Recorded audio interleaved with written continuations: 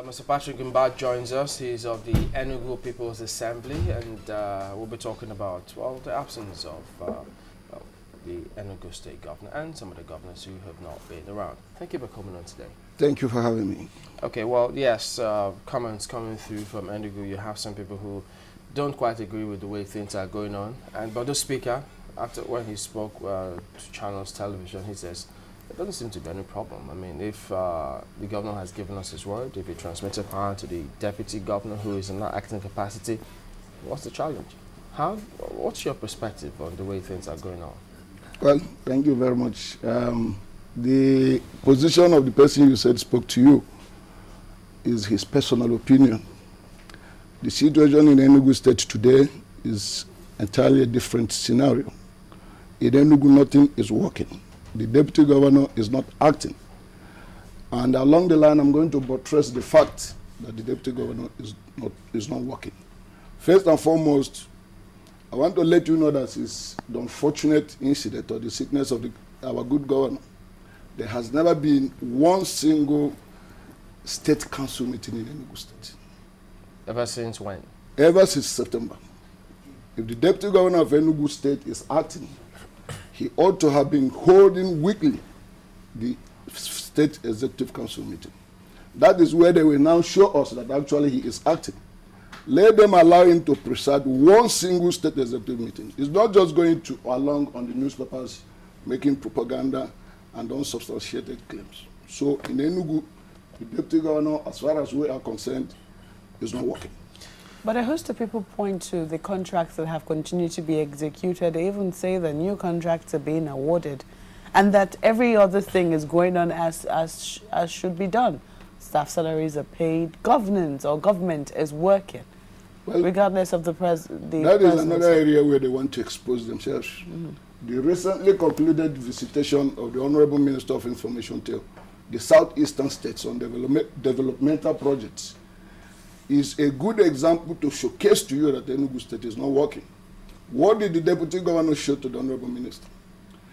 A building at University of Nigeria in Nsukka that is a federal project, a federal university.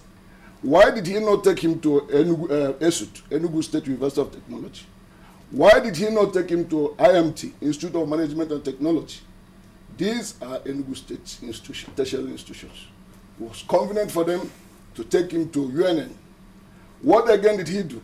He took him to ShopRite, a South African shopping mall. Is that the type of project other people showcased in other states like Imo, like Anambra State, where you saw the developmental projects being showcased by the governors? He took him to the monumental former secretariat that they maliciously demolished for no just reason.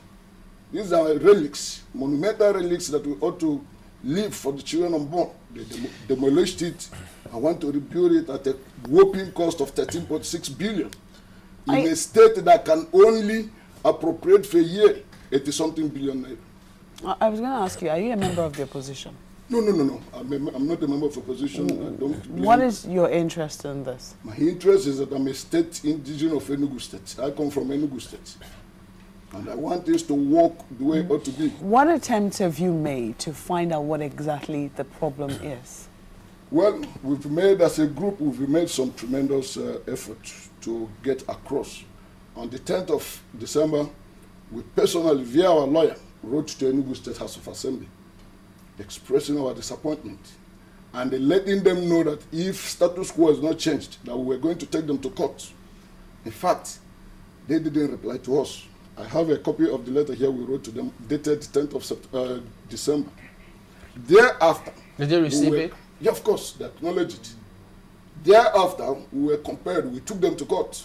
Right now, Enugu Peoples Assembly is in court with the House of Assembly, the Speaker, the Secretary of Enugu State, the PDP Chairman, the Federal Attorney General. The case is coming up on Thursday. What exactly are you asking for? We are asking that the Deputy Governor of Enugu State, as a matter of urgency, should be sworn in to act, not only speculating that he is acting. We want to see him active and performing. Look, you cannot imagine when you say somebody is acting. What happened? all the things that have been happening to the indigenous of Enugu State, you have never seen one single word from the office of the Deputy Governor. I'll give you an example. Amansi is a boundary town between Enugu State and Anambra State. Few weeks ago, there's this unfortunate incident of 30 floating dead bodies.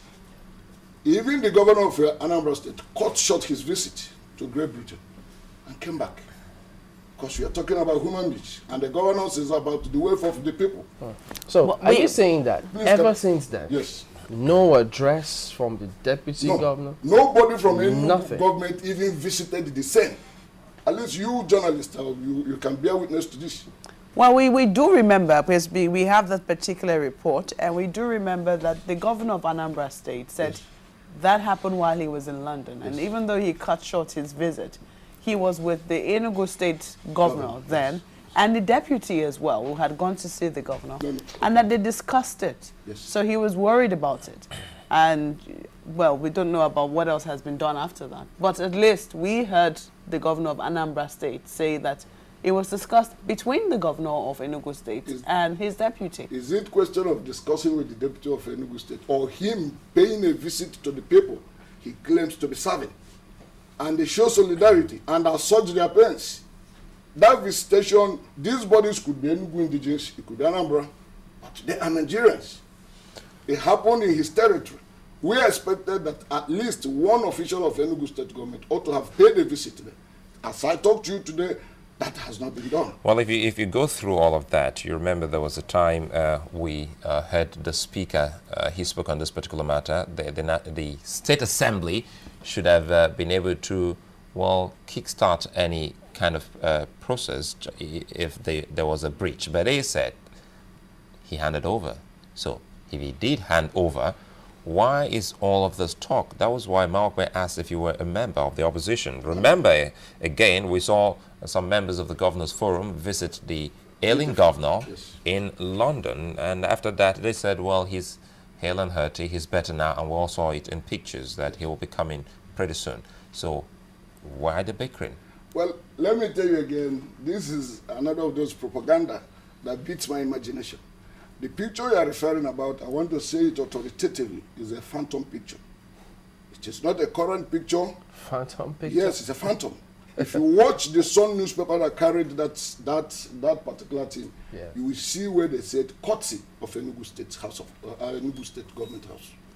Does that make it phantom? Of course, hold on. If our governor should be as healthy as they made us to see him on that picture, there's nothing that will be holding that governor, that good governor of ours, still back in London for whatever reason. But I want to go back. The official stand of Enugu State government is that our governor, our good governor, is on accumulated leave. That is another point I want you to get. As we stand now, the official situation in Enugu is that the governor is on accumulated leave. Now, if the representatives of the Governors Forum is now telling us that the governor is in a hospital, then is another breach of the oath of office he took. How? Because in the pledge of Nigeria, he said, I pledge to Nigeria, my country, to be faithful, loyal, and honest. He knew he was going on treatment for medication. Are you assuming that? No, the contradiction. No, but if they say, if it's possible I'm going on vacation and I took ill while on vacation. You officially informed the house, I've taken ill, I'm in the hospital. And the house has not said anything contrary. No, the house said, till as I speak to you today, the official stand of the house is that the governor is on accumulated leave. I told you that we're in constant communication with them. What they keep telling us is that, why asking us to let the deputy be acting governor when a letter was officially transmitted to us and the deputy governor is acting? And we say, no, the deputy governor is not acting.